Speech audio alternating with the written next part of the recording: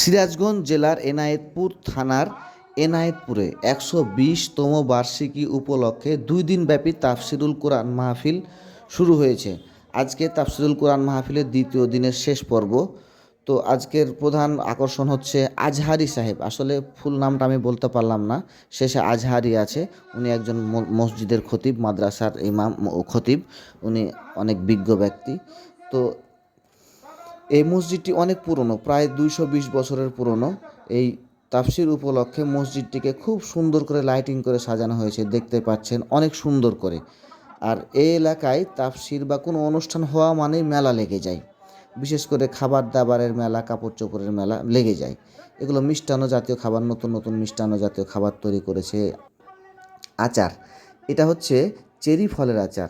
আচারের মেলা লেগেছে এখানে। আসলে কদবেলের আচার, এগুলো আমরা কখনোই দেখিনি। চেরি ফলের আচার, কদবেলের আচার, মরিচের আচার খেয়েছি, রসুনের আচার খেয়েছি হয়তো কখনো, কিন্তু কখনোই এই চেরি ফলের আচার, কদবেলের আচার, তারপরে এই যে দেখেন খেজুরের আচার করেছে। আসলে আমের আচার হয়, তেঁতুলের আচার হয়, এগুলো আমরা খাই, কিন্তু এই যে এইগুলো খাই না। জলপাইয়ের আচার খেয়েছি, কিন্তু এগুলো কখনো খাইনি।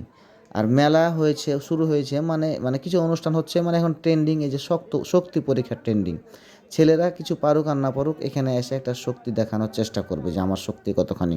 শক্তি পরীক্ষার ট্রেন্ডিং একটা এখানে চলে এই জিনিসটা। আর বাদাম তো কমন, যে কোনো অনুষ্ঠানে, যে কোনো মেলাতে, যে কোনো ওয়াজ মাহফিলে, যে কোনো জায়গায় বাদাম নিয়ে বসবে, এটা কোনো অস্বাভাবিক কিছু নয়। কিন্তু পান নিয়ে বসেছে, পান খাবে না ওয়াজ শুনবে বসে বসে, বলেন তো সবাই? পানের পাশাপাশি এক চাচাকে দেখছি এখানে আইসক্রিম নিয়ে হাজির হয়ে গেছে। অনেক অবশ্য শীত পড়ে গেছে, প্রায় রাতের বেলা, ঠান্ডা ঠান্ডা আবহাওয়া। তারপরেও এই শীতের বেলা আইসক্রিম নিয়ে এসছে, কিন্তু বাচ্চা কাচ্চা তার বুঝবে না, খাবে আইসক্রিম। তো যাই হোক, আপনারা সবাই উপস্থিত হবে।